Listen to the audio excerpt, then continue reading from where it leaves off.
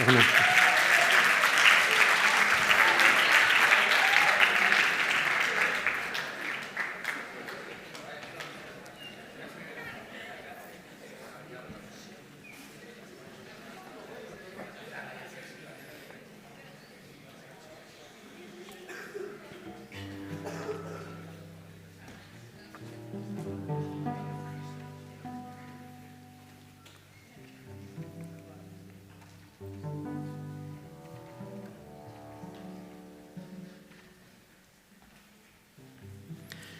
Maitasun gutun guztiak barregarriak dira. Ez lirateke maitasun gutunak izango, erridikuluak ez balira. Nik ere garai batean amodio gutunak idatzi nituen, besteak bezalaxe barregarriak. Amodio gutunek amodiorik bada, barregarriak izan behar dute. Baina azken finean, bakar-bakarrik dira barregarriak, sekula amodio gutunik idatzi ez dutenak. Bakarrik dira barregarriak, sekula amodio gutunik idatzi ez dutenak. Fernando Pessoa.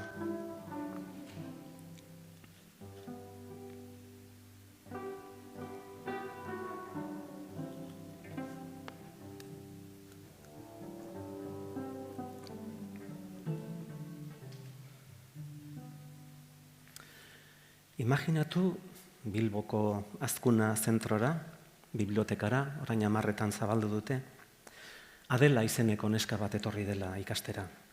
Fotokopia bat egitera joan da, eta bere lekura itzuli denean topatu du Fernando Pessoaren testu hori, eskuz idatzita, beste izenik gabe.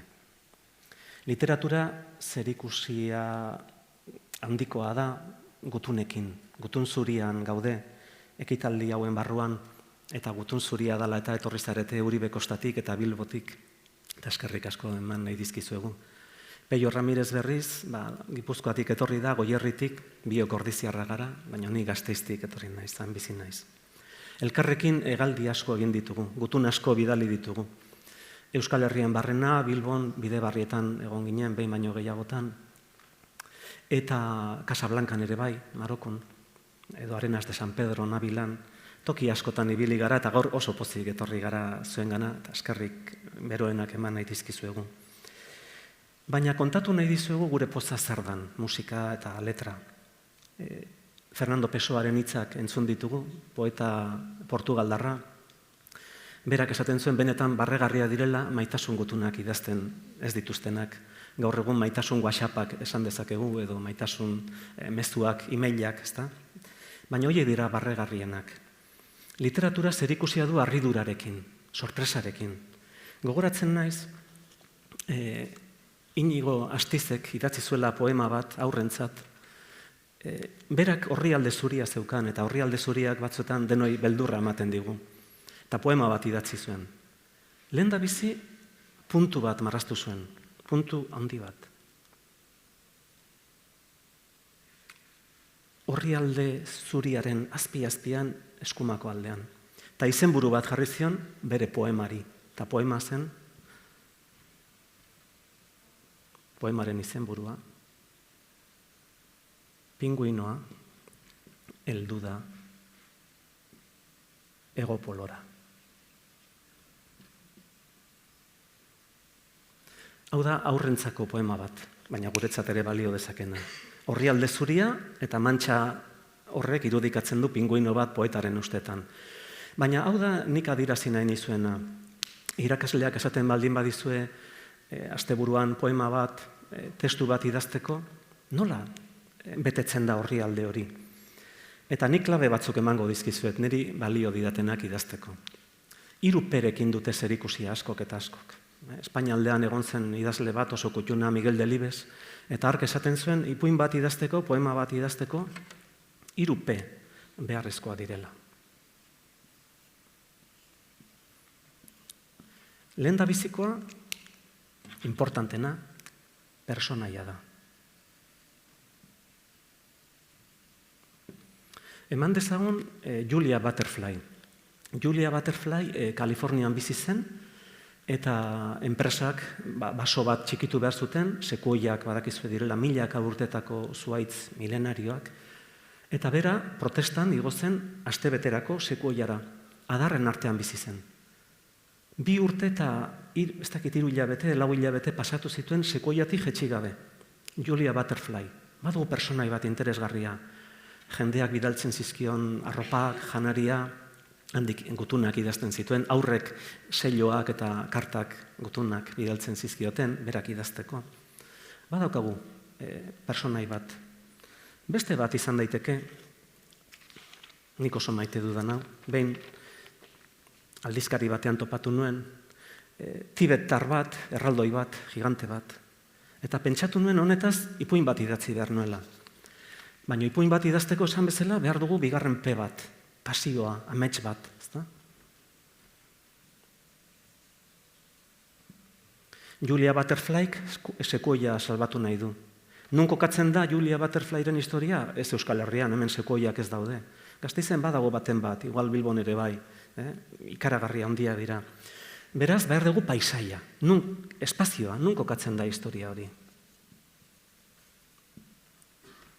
Beste personai bat, oso maite dudana, Karabino. Karabino Egipton bizi da, Kairon bizi da. Kristaua da, baina koptoa, ez da katolikoa. Eta zuen adineko gazteak, koptoak, Kairon arduratzen dira zaborra biltzeaz eta reziklatzeaz. Zabortegi batean bizi dira, ikaragarria da. Bere pasioa izango da, bere ametsa, pobreziatik ateratzea. Eta halako batean neskatila batek laranja bat bota du zaborretara osorik, ez duelako nahiago delako txokolatezko palmera bat, eta mutikoak hartu du laranja hori eta lehendabiziko aldiz jandu. Hori Bilbon nekez kontatuko dugu, edo bai. Ze Bilbon ere Gasteizen bezala, edo Ordizien, edo Zaldibin bezala, jendea ibiltzen da kontenedoretan gauez, ezta? Gu bota duguna hortik zerbait atera nahian. Beraz, badaukagu, ipuin bat idazteko, eskematxo bat, balio dezakena idazteko. Ziatentzinek, erraldoiak, pasio bat izango du amets bat, itsasoa ezagutu nahi du, eta hortarako Txina osoa zeharkatuko du. Horregatik, paisaia izango da, Himalaia, Tibet eta Txina osoa. Ibai horiari jarraituta, ziatentzinen bidaia miresgarria sortu zen.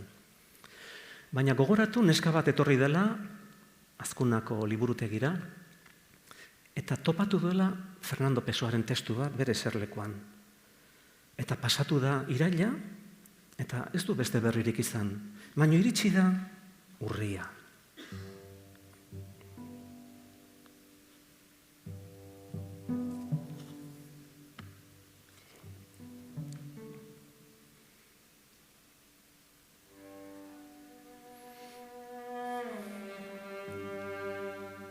Bizi gaitezen ene lesbia eta maitatu. Eta pentsa dezagun zahar zakarren esamesek, zurrumurruek, bost ajola dutela.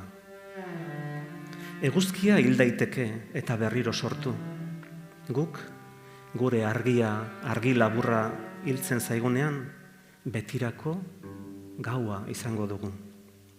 Emaidazuz bada 1000 musu, eta gero 100, eta azkenean, 1000 asko gehitutakoan, nahastu dezagun kontua, ez ditzagun gure musuak zenbatu.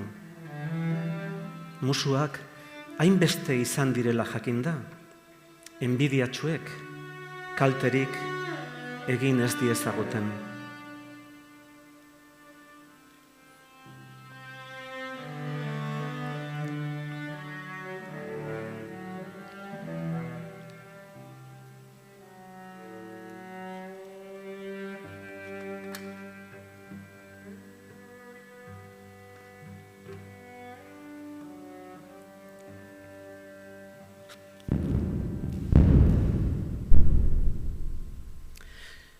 Valerius Catullus, Kristaurreko poeta latinoa, Joseba Sarmientiak itzulita.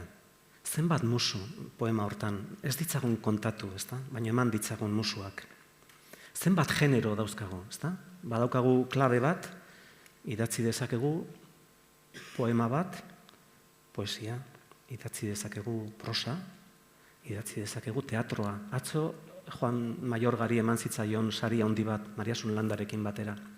Oso dramaturgo ona da.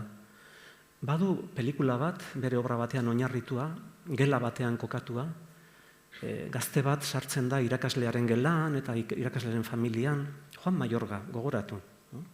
Berbada liburutegian Alasnek esango dizu zein dan liburua.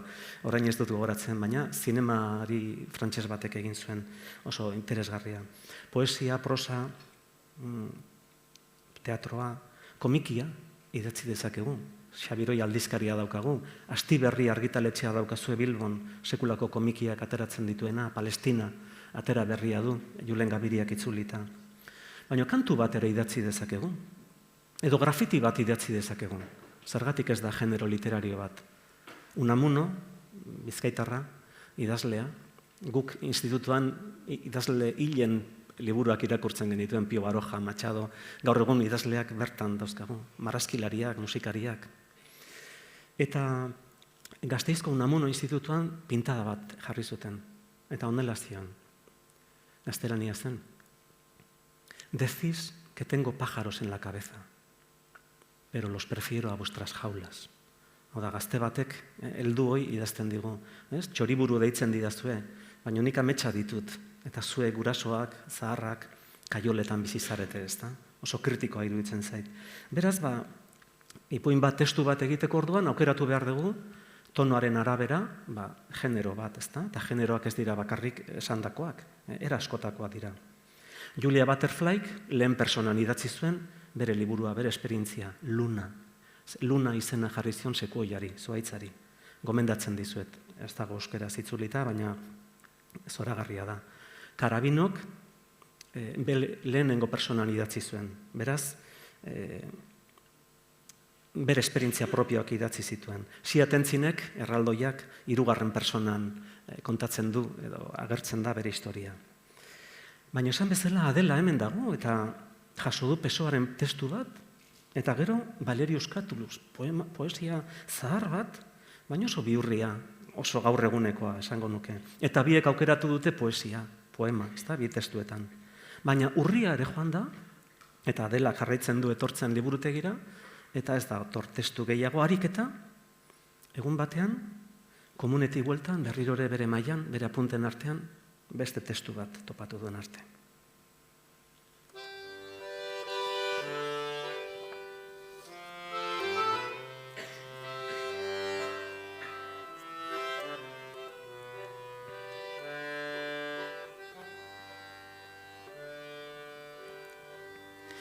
Lehen da biziko aldiz maite mintzen direnean, gazteek uste dute helburu eta helmuga hori betikoa izango dela. Lehen amodi hori betirakoa izango dela. Baina ez dira konturatzen. Lehen maitasun hori oztopo lasterketa baten hasiera baino ez dela. Maitasun gorabera asko biziko dituztela, eta abia puntua baino ez dela beraiena. Betirako pasioek bataz beste 6 hilabete irauten dute. Betirako pasioek 6 hilabete. Eta gero, dena ondo atera ezkero, bizitza osorako bihurtzen dira. Hau da, pasioak gehienez ere beste bi urte iraun dezake. Guztira, hasierako liluraren, flasharen eta geroko iraupenaren artean, betirako maitasunak 2 urte eta erdi iraun dezake, asko jota. 2 urte eta erdi. Rosa Montero.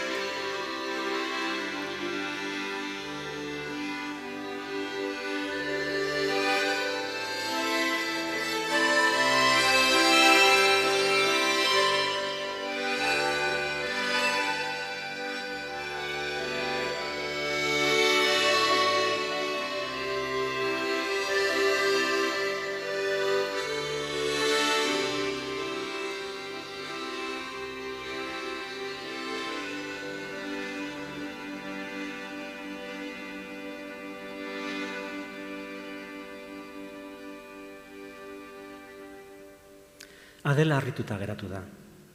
Ez du poema bat jaso, prosan idatzitako testu bat, Rosa Montero ere etortzekoa da, Bilbora, gaur oso okerez baldin banago, eta datozen egunetan dauka zerbait. Prosazko testu hori gainera gordina da, ez da oso positiboa, ez da? Maitasunak 2 urte eta erdi iraun dezake asko jota. Testu errealista da, prosazkoa. Baina ohar bat dakar. Lehendabiziko aldiz eskuz, ohar txiki batekin dator poema testua. Zurekin, 2 urte eta erdi, eternidade dira niretzat. Eta izen bat, sinadura bat, eki, E-K-H-I. Eguzkia, esan nahi duena. Nor ote da eki hori, gizon, neska izango da. Hau da, testu baten aurrean erabaki behar dugu zer kontatu. Erabaki behar dugu nola kontatu. Eta erabaki behar dugu zer lortu nahi dugun. Harridura sortu nahi dugun. Hortarako, lehen aurreratu dugu pixka bat, baina erabaki behar dugu nola kontatuko dugun historia. Beraz, lehen da biziko personan kontatuko dugun, 2. personan kontatuko dugun, edo 3. personan. 3. persona lehen, idazle haundiek erabiltzen zuten, Flaubertek, Madame Bovary edo Tolstoik edo. Gaur egun lehenengo persona da nagusi. Normalean zuek ere, nik uste dut, lehen da biziko personan idatziko duzuela. Baina batzuetan, 2. persona ere erabiltzen dugu. Gero erabakiko dugu, nola. Baina 2. persona zuri zuzentzen zaizu. Zu etorri zara azkunara, zuari zara entzuten, zuari zara sentitzen, esaten ze testu harrigarriak entzuten ari garen. Hori erabaki behar dugu. Eta importantea da sentiaraztea zerbait.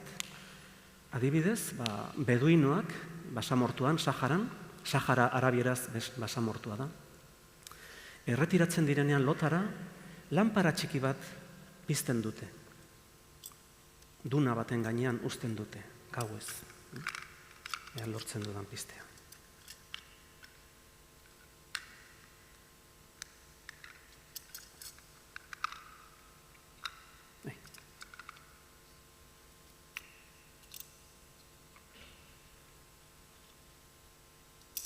Eta lanpara txiki hori basamortuan bihurtzen da faro bat. Zuek itsasotik hurbil bizi zarete. Galduta baldin badago norbait basamortuan, argi txiki hori ikusita badakian norbait dagoela. Beduinoak daudela. Eta iristen denean beduinoen kanpamentura, babesa sentituko du, eta gainera beduinoek badago hitz bat, euskeraz behar bada hospitalitatea esango genuke. Nola abegia esan nahiko luke. Beduinoek hartzen dute, edozein persona basamortuan galduta baldin badator, bere kanpamentuan hartzen dute printzesatzat, berriro peak, edo printzetzat. Daukaten guztia eskainiko diote. Hartxoa hilko dute, haumea hilko dute, teriko otxoena eskainiko diote. Sentiaraziko dute persona hori preso. Ze kanpamentutik ezin da irten, haiekin jarritu beharko du karabanan bizi nahi baldin badu. Eta azkenean sentituko da poeta. Iristen denean basamortuaren kanpoaldera, hitzik politenak, berbarik ederrenak erabili beharko ditu bere eskerrona adierazteko. Hori da gure ipuinetan lortu nahi duguna. Irakurlea, sentiaraztea, printzesa, preso eta poeta. Berriro 3P. Baina gogoratu, hemen dugula preso, bere mezuen presoa dela. Eta azaroa joan da, eta ez du mezuri jaso. Bazpa ere, ez zuen zertan etorri, baina abenduaren 23an itzuli egin da. Behin baina goiegotan altxatu da, joan eta etorri, baina ez da ez eragertzen. Eta, alaxe, momentu batean topatu du, espero zuen mezua.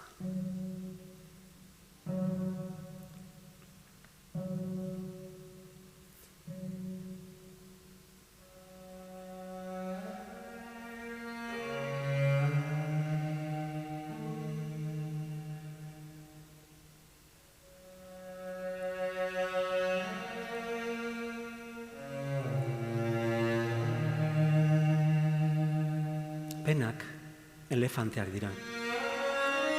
Eta bizkarrera igotzen zaizkizu. Pozak zaldiak dira. Eta oinei eragiten diete. Amodioa inurriak dira. Eta gorputz osora zabaltzen zaizkizu.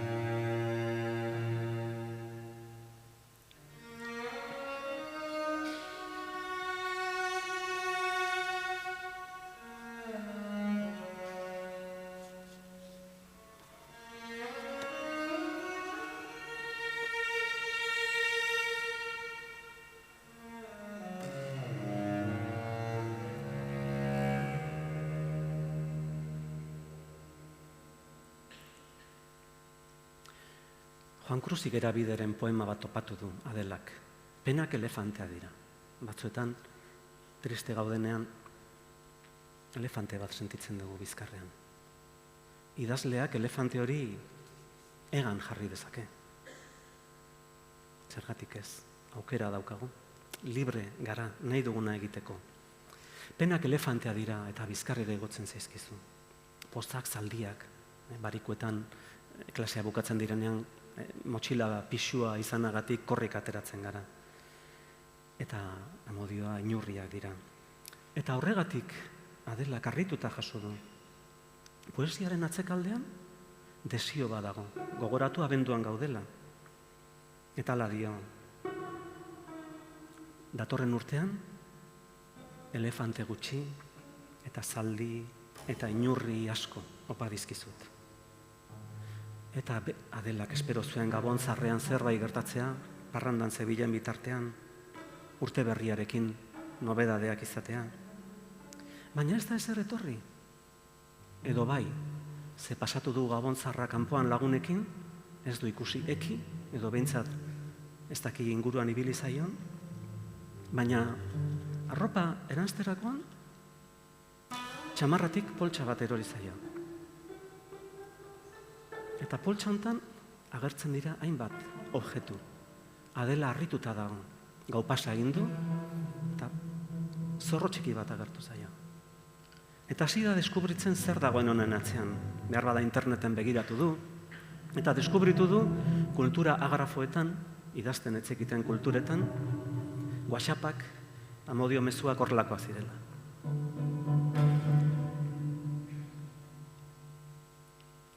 Azukre koskor bat. Azukre koskorrak esan nahi du, gozoa zara.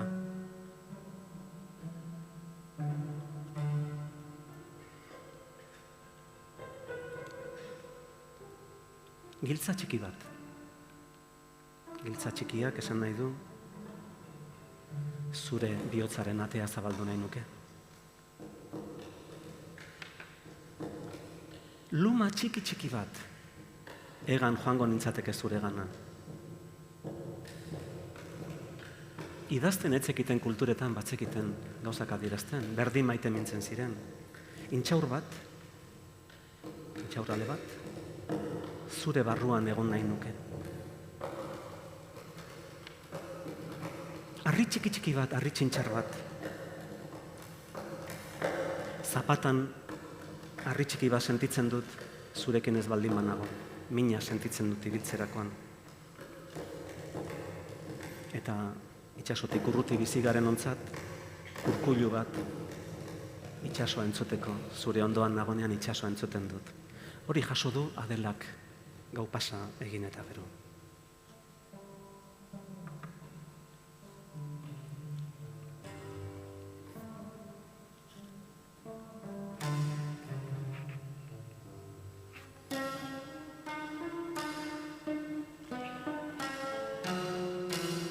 Baina pospolo bat ere izan ziteken. Laura Eskibelek, Komagua para txokolate novelan, pelikula ere badago, kontatzen du persona bakoitza gure barruan pospolo kutxa bat daramagula. Eta pospolo horiek piztu behar direla noizean behin. Bestela, barruko kutxa betiko bustiko zaigu eta ezingo dugu berriro piztu.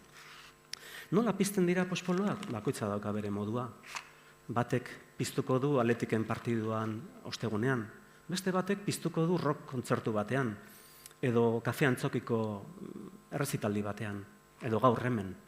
Ze pizten ez baldin badugu, eta hori da bakoitzak egin behar duena, bakoitza dauzka bere modua pizteko, esan bezala, ezingo dugu berriro piztu, eta ezetasunak hartuko du gure barrena. Literaturak argi honekin du zerikusia, futbol zelaietako argiekin baino gehiago. Argi txiki bada, baina Adelarentzat mezu bakoitza pospolo txiki bat bezalakoa da.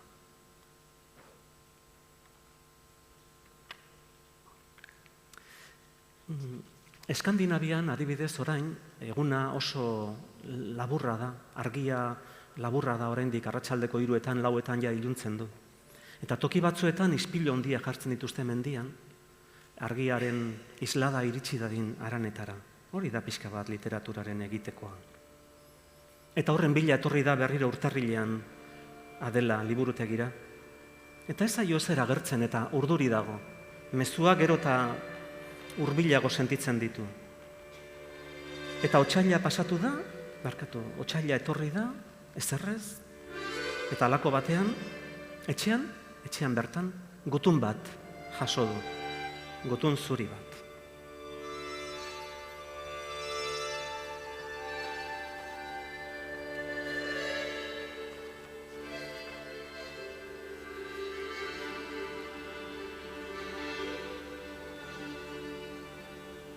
Forma fin bat ikusten duzunean, harrapa ezazu. Eta alba duzu, besarkatu ezazu. Neskatila dela edo mutikoa bada ere, ez zaitez lotxatia izan zaitez ausarta, izan zaitez alaia. Bizitza laburra da, goza ezazu, zure haragiaren ukiduraz. Atsegin zaizun momentuan. Goza ezazu, zure haragiaren ukiduraz, ez baitago larrua jotzerik, kanposantuan, ez dago larrua jotzerik, hilobian.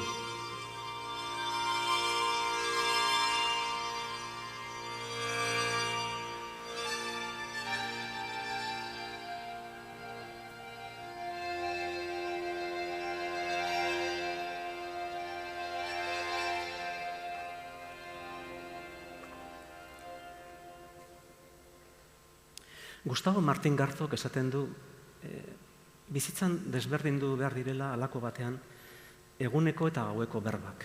Eguneko berbak, eguneko hitzak lotuta daude politikarekin, Abalosen dimisioarekin, Gazako istiluekin, gerrarekin, Valentziako sute horrekin, baina gaueko berbak dira gureak, gure obsesionak, gure ametsenak, batez ere gure sekretuenak. Eta hori dira liburuetan jasotzen direnak. Gomendatuko dizuet, irakurri berria dudalako, Queen Con izeneko liburutxo bat, neska baten lehendabiziko harreman sexualak gordin baino gordinago kontatzen ditu. Helen Binalena, idazle frantsesa, ona etortzekoa da. Itzuli berria du Mirena Gurmeabek, atzo egon ginen berarekin. Gomendatzen dizuet. Alazneri pasatuko dizkiote referentziak bibliotekariari, guretzat oso importantea dira bibliotekak eta bibliotekariak. Eta benetan irakurri baldin baduzue literaturatik itxuraz gutxi daukan liburu bat eta gaueko hitzak, gaueko berbak dituena, hortxe izango duzue eskura. Gaueko hitzak eta benetako gauzak, ezta? Abdelataia ere etortzekoa da. Abdelataia idazle marokoar homosexual bada, Parisen bizi da. Eta bera kontatzen zidan, berare etortzekoa da, egun hauetan. Batzuetan, bere gorputzaren usaina benetan sentitu nahi duenean, eta baldin badaki bere etxera ez dela etorriko lagunik, gonbidaturik, Parisen, ez da dutxatzen, 2 egunetan. Ez da dutxatzen benetan bere gorputzaren usainaz jabetzeko. Koloniari gabe, kremari gabe. Hori da pixka bat literaturak ere eskaintzen diguna. Ez digu eskaintzen behar bada batzuk hasi zarete filosofia ikasten eta Descartes, filosofo frantsesak esaten zuen, pentsatzen dut beraz da naiz, pienso luego existo. Literaturan, eta batez ere literatura arabiarrean eta edo kasu honetan literatura frantsesean, Queen Con hortan, ezta? Agertzen dira benetako pulsioak, benetako hitzak, benetako berbak. Eta halaxe pasatu zaio otsaila ere Adelari. Hurbil sentitzen du norbait, hurbil sentitzen du eki, baina ez du besterik jasotzen. Azterketa ditu, entretenitu da, aprobatu ditu batzuk, ez denak. Pazientziarik ez dauka. Baina pazientzia oso importantea da ipuin bat idazteko, edo zertarako.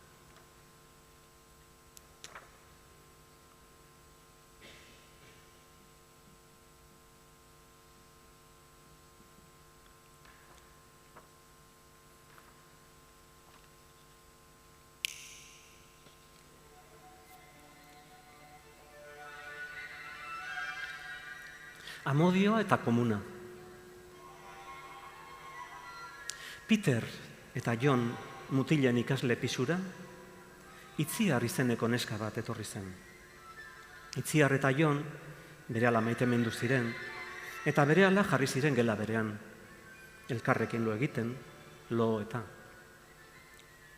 Baina Itziar, Johni bai, baina Peterri ere gustatzen zitzaion. Izugarri gustatzen zitzaion Itziar Peterri.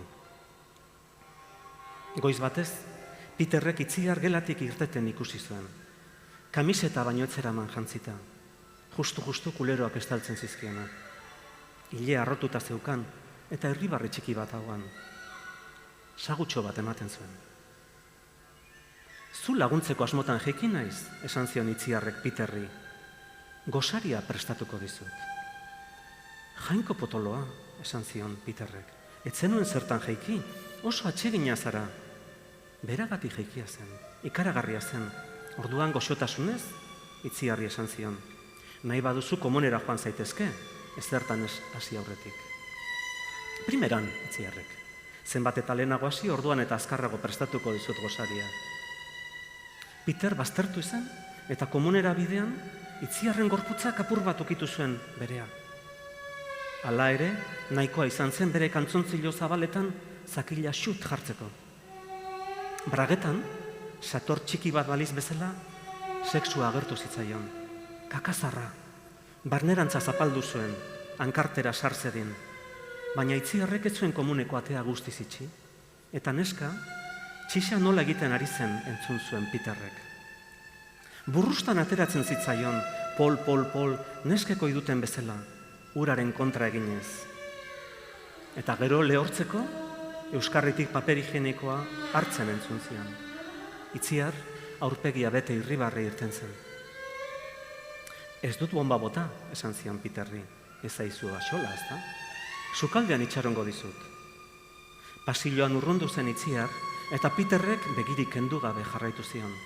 Kamiseta apur bat altxatzen zitzaion, baina nahikoa ez. Komunera sartu zenean, Itziarren txixa ikusi zuen, eta igerian, gero eta gehiago ondoratzen ari zen, paper higieniko arrosa. Oraindik, tentesia marra zuen hankartekoa, ur horiskara zuzendu, eta txixa ginean hasi zen. Bi likeduen bategitea, atsegin baino atseginagoa gertatu zitzaion. Itziar, sukaldean imaginatu zuen Peterrek. Aulki batera igota, berari gosaria prestatzen. Pozaren pozez, irribarre egin zuen.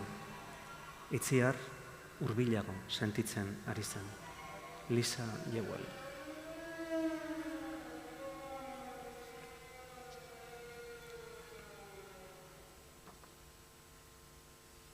Lisa Jewell, La fiesta de Ralph, hori ere gomendatzen dizuet. Titulu hauek guztiak, pospolo kaxa bat bezala nire aspaldiko liburu batean jasota daude. Erratzitaldi bateko testua dira. Gasteizen eskaini genuen bere garaian Mikel Urdangarinekin eta Unaxu Galde aktorekin. Hor topatuko dituzu referentziak. Ze idazle batek batez ere irakurri egin behar du, gero idatziko du. Baina irakurlea izan behar du, ezer baino lehen. Eta kontatu behar ditu benetako gauzak. Gazteentzat idazten baldin badugu, zuei ajola zaizkizuenak. Ez dugu trampetan ibili behar. Eta trampa asko dago, merkatua, dena saldu nahi da. Adibidez, Gonzalo Moure idazleak kontatzen zidan behin, atzo aipatu nuen, maitale batek jaso zuen, berak maite zuen Xen gutun bat, urruti zegoen eman dezagun Erasmusen, eta lotarako ohean etzan zen, eta karta hori jarri zuen bere hankartean, eta hola postura fetalean lokartu zen. Editorialean esan zioten, ez dela oso polita jartzea hankartean karta bat, hobeto burukoaren azpian, almohadaren azpian jartzen baldin bazuen. Hori esan nahi dut.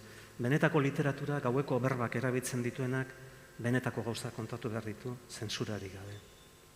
Eta idazteko ikusten duzuen bezala, nahikoa da paper higieniko zati bat, eta arkatz bat, nahikoa da, libreta bat, ideia bat apuntatzeko, gero P horiek garatu ahal izateko.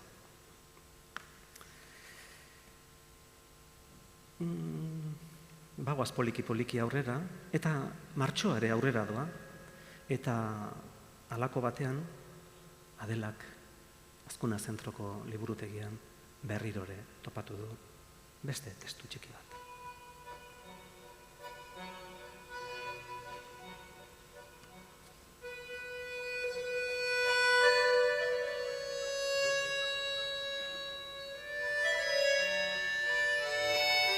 Giltza.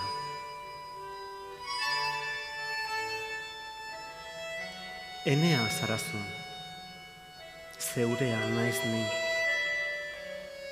Ondo jakin behar duzu. Preso zaude, ene bihotzean. Baina galdu egin da giltza, eta hemen txegongo zara, betirako. Anonimo Germaniarra.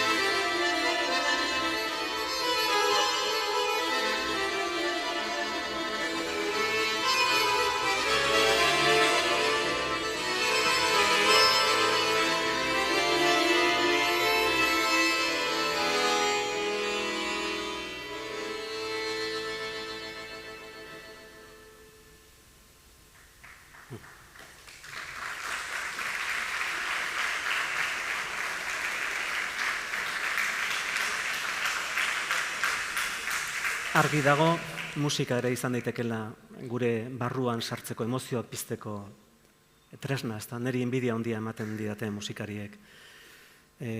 Izugarria da. Baina batzuetan sentitzen naiz, gure argia, ez dakit, beduinoak nola dabiltzan, basamortuan, piztu nahi nuen berriro, baina igual piztuko da. Esan nahi dut, liburu bakoitza dauka metafora bat. Izan daiteke lanpara bat, izan daiteke laranja bat, baina klaberik handiena behar bada pazientzia da. Eta beste bat irakasleek esango dizuete, pentsatzen dut, batez ere, ez dakit ez, literaturara dedikatzen garenok edo, plano bat egiten dugu, ezta? Laranja bat zaborretan adibidez ipuina, lehendabizi hau da, lehendabizi irakurketa asko daude, eta plano bat bi aldetatik, ze referentzia dauden, ze asmakizun dauden, nola lotzen diren personaiak momentu batean, nola agertzen diren gero, eta gero hasten gara idazten. Normalena izaten da, denbora gehiago pasatzea, pentsatzen zer idatziko dugun, idazten baino. Nik, adibidez, egunero ordu bete baino gehiago ez dut idazten. Baina gero datoz liburuak, pazientzia handiz, eta planoa egin eta gero, eskema bat egin eta gero, astiro, eskuz, orrialde bat egunero, pazientzia handiz, eta gero etorriko da, ordenagailura pasa, eta hori behin eta berriro. 10-15 bider irakurtzen dugu, zuzentzen dugu, eta gero eramaten dugu argitaletxera edo editorialera edo lehiaketaren batera. Kontu egin, liburu saldu bakoitzeko idazleak kobratzen du 110. Liburuako 2 euro balio baldin badu, idazleak kobratzen du 2 euro. Kafe baterako, IRPF-ak entzen zaio gero, baina hauxe da liburu baten historia, 3 P horietatik abiatuta, hauxe da laranja bat zaborretan, eta metafora laranja da. Eta gero datu opariak, eta oparia dira adibidez marrazkiak, kolaborazioak, musikariekin, pintorekin, hau dira gero liburuan agertu diren marrazki originalak, editore lagun batekin, Mintxo Zemillan pintorearenak dira, askotan laguntzen digu zuzenean marrazten, eta hura ere ikaragarria da. Hau da gure protagonista. Halako batean berak esaten dit, iruditzen zaizu hau dela? Hau da karabino? Hau da. Eta orduan hasten da historia. Eta gero etorriko da zuen gana modu batera edo bestera. Baina horrelaxe sortzen dira ipuinak. Horrelaxe, beraz, plano bat, pazientzia, baina giltza oso importantea da. Behar bada ez arete jabetu, baina Palestinako Gazako manifestazioetan zuen adineko gazte askok eramaten dute neskek askotan Fatimaren eskua, aldaba, baserrietan eta egoten den esku hori, den timbrerik eta etzegoenean, edo bestela giltza eramaten dute zintzilik, lepotik. Giltza simbolo bada. Giltza horrekin adierazi nahi dute berriro itzuli nahi dutela beren etxera, eta berriro zabaldu nahi dutela beren etxeko atea. Baina askotan etxerik ere ez da geratzen. Baina hala ere jarraitu behar dugu idazten, jarraitu behar dugu sortzen, gauza ederrak sortzen. Bestela, etxipenak hartuko gaitu eta pospolo berririk ezingo dugu piztu. Baina gogoratu Adelak ere pazientzia handia daukala. Harrituta dago Ekirekin, batzuetan oso romantiko dabil, beste batzuetan komuneko eszenak oso harrigarriak. Eta halako batean, behar bada Palestina aipatu dugulako, behar bada mundu arabiarra, beduinoak aipatu ditugulako, beste testu bat agertu zaio Azkunako liburutegian.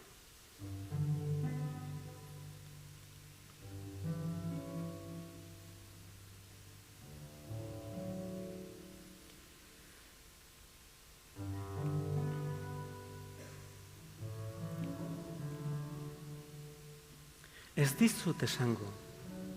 dizut esango goizaren usaineko ahotsa duzula. Ez desertuko erreka apala zarenik. Ez dizut esango gazela begiak dituzula. Ez zure ilea arratsaldeko haizea baino leunagoa denik. Ez dizut esango zure mugimenduek gazelen antza dutela. Ez baita egia, zure gorputza nahiko normala da, baina zurekin ez nagoenean tristeziaz gaixotzen naiz. Mohamed Alkali.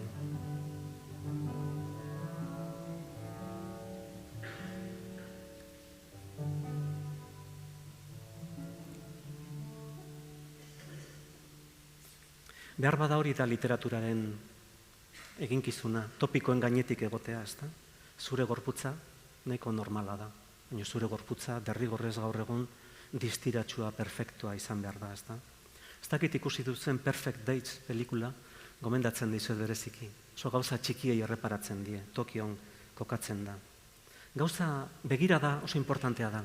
Ez da pez hasten, baina nola begiratzen zaion bizitzari.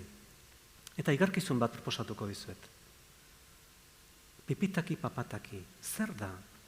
Begien aurrean daukazuen zerbait. Bakoitzak daukagu, begien aurrean. Tximeleten antzekoa da, egan egiten du. Eta tik-tak egiten du, erlojuak bezala. Tik-tak, tik-tak. Begien aurrean daukazuen.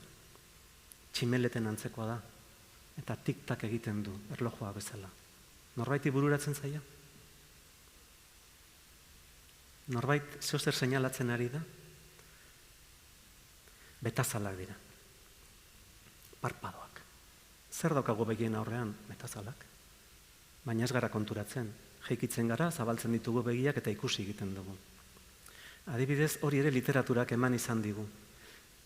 Neska bat ezagutu nuen, zue baino gazteagoa zen, Donostiarra, saio batean egon zen, eta saioa bukatu zenean, liburu bat irakurri zuten, opari bat egin zidan. Ez dizuet, ekarri hemen ez talako ikusten. Baina neska hura itxua zen, malen. Eta marrazki bat egin zidan, liburuko protagonistekin.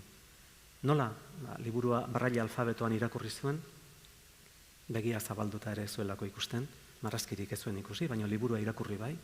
Eta gero marrazkian agertzen ziren, gaizki eginda, bolirafo gastatu batekin, ondo sakatuta, tipula paperean, mutiko bat, kometa batekin eta enara bat zeruan.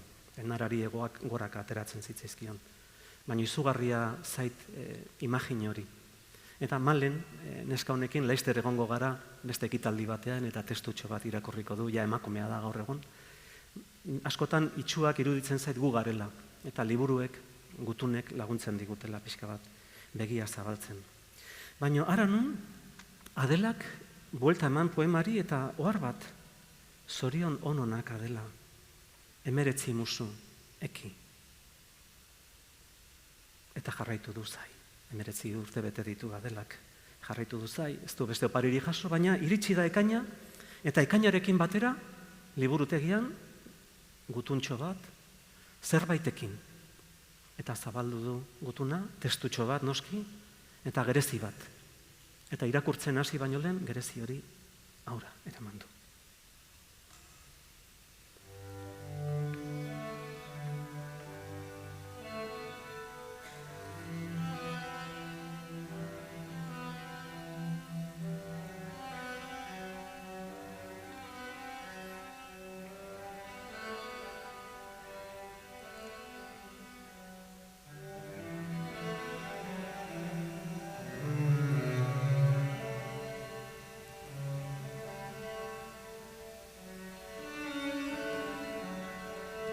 Udako lehen gereziarekin egin dut amets. Emakumeari eskaini diot eta berak ahora eraman du gerezia. Begi beroekin begiratzen dit, pekatu begiekin, eta bitartean bere ganatu egin du gereziaren haragia. Ustekabean musu eman dit, eta musuarekin batera gerezia. Eta ni, txora-txora eginda joan naiz, liluratuta joan naiz, egun oso-osoan, gereziaren ezurrarekin, musika eginez hortzen teklatuan. Gauean, emakumea itzuli denean, esan diot. Badut zuretzat zerbait maite, eta haren ahoan, lehen gereziaren ezurra utzi dut.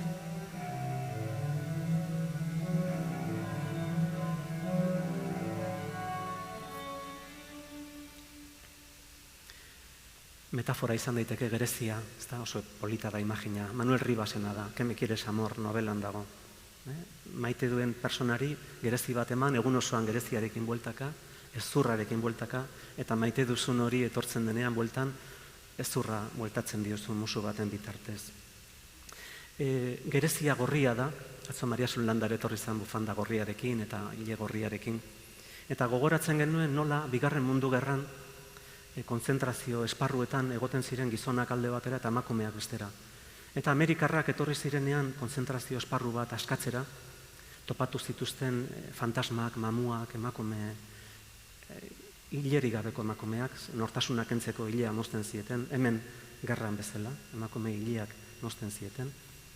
Eta hala ere, emakume guztiek Espainia gorrituta zeramatzaten. Patioan, nora ezean zebiltzala, nortasunik gabe, galduta. Halako batean iritsi da kapitaina erizaindegira eta mahai batean emakume bat hilda eta maindira batez estalita. Zerbait gordetzen du eskuetan. Zabaltzen dio eta ez du topatzen giltza, ez du topatzen gutun bat. Topatzen du ezpain lapitza gorri bat. Nonbait guruz gorrikoak nahastu egin ziren eta janaria eta arropak bidali beharrean kargamentu batean bidali zituzten konfundituta 100 ezpain lapitz gorri. Eta ezpain lapitz horiek eragin hobea izan zuten arropak eta janariak baino. Ze emakumeak nor sentitzen hasi ziren hilerik gabe, arroparik gabe, baino Espainia gorri, nortasuna izan zuten. Behar bada hori ere izan daiteke ipuin baterako gaia. Baditugu hirupeek, izan daiteke Julia Butterfly lortu zuen luna ez botatzea. Ikusiko dugu bukaera nolakoa dan, hori ere gure esku dago. Baina badaukagu Adela. Adelak bere ametsa du eki behingoz ezagutzea. Jakitea nolakoa den, bere gorputzan nolakoa den, nolako izaera duen. Eta espazioa azkuna zentroa da, urrutira joan gabe. Ez dugu joan behar beduinoen gana edo Tibetera. Edozein modutan, importantena da, eta guk behar bada esango dizugu, irakurtzearen onurak eta hau, eta importantena da, norbera izatea bere bizitza propioaren personaia. Bakoitzak piztea, noizean behin barruko pospoloiek. Bestela izango gara automatak, izango gara elkarren berdinak.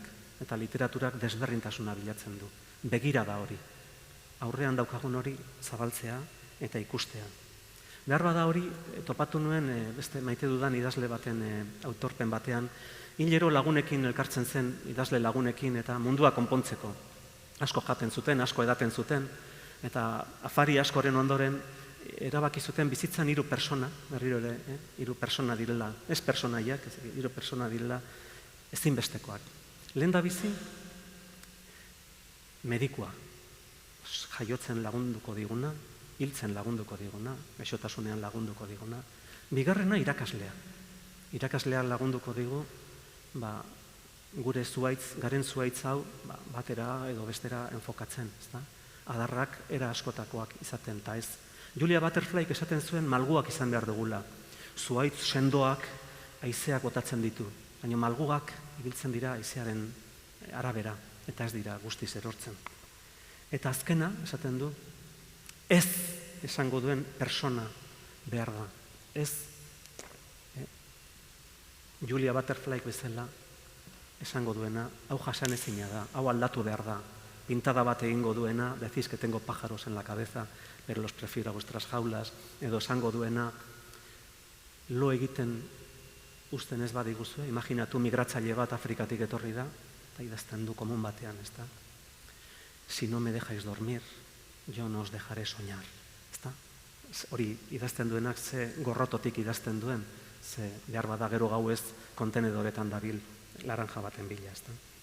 Bueno, iritsi da, ekaina eta Adelak ez du ezagutu, eki.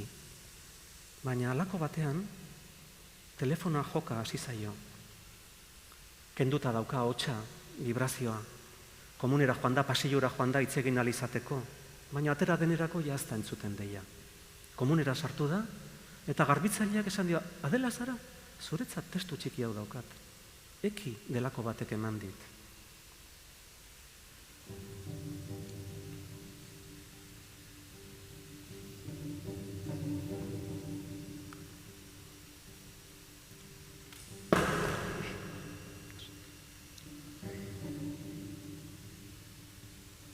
Kalean aurrera zoazela, telefono kabina baten ondotik igaro zara. telefonoa joka hasi da. Bizitzan bi persona mota daude. Batzuek onela pentsatzen dute. Ez dut arazorik nahi, eta hobe aurrera egitea telefonoa hartu gabe. Beste batzuek ostera, jakin mina izaten dute, jakin luzeak izaten dira, kuskuseroak, eta erantzun nahi izaten dute. Ea nor deitzen duen, kabinako telefonoa. Seguruenik norbaitek telefono okerra markatuko zuen, baina nor jakin. Behar bada, zita misteriotsu bat izan daiteke. Amodio zita bat edo euskalo. Lisa Jewelena da, testu hau ere. Eta orduan sumatu duzu telefonoaren dardarizoa.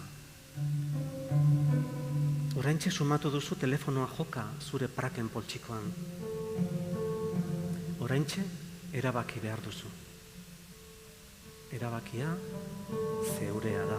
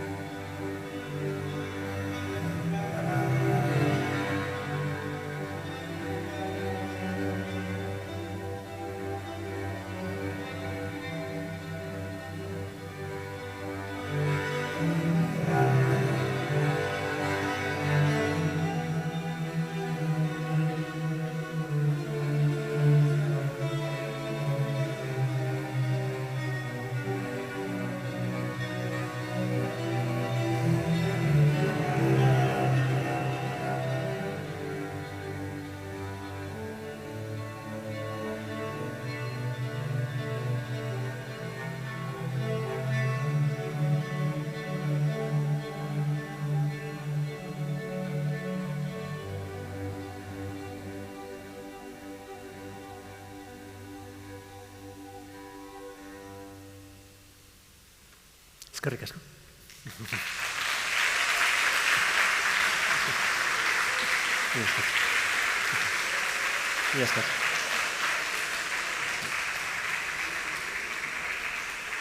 Bueno, mila esker, oso gustora egon gara zuekin, ez da erresa, ez dakit ez, gaueko hitzak goizean esatea, goizeko 11etan, oso gustora egon gara, eta opa dizuegu gozatzea, sortzea, piztea zuen barruko pospoloak.